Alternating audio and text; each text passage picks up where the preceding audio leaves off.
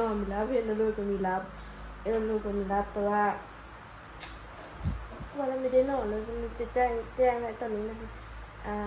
ตี 5หรือว่า5 โมงเช้าว่า6 โมงอย่างนะบ้านเฮาก็6 โมงอย่างแล้วป่านนี้ยังไม่ได้นอนเลยแต่ว่าแจ้งป้าลูกคนเบิ่งก็จะไม่เห็นจะเชื่อว่าตอนเช้าของประเทศไทยเป็นเลย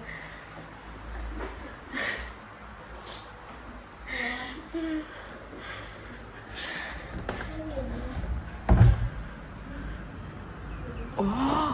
งามเลย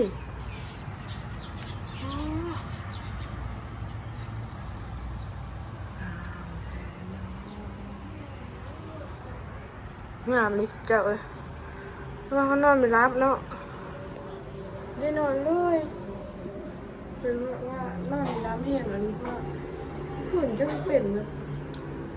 ไม่ได้นอนเลยแต่ตอนนี้ก็ไม่ได้ขึ้นจะนอนเลย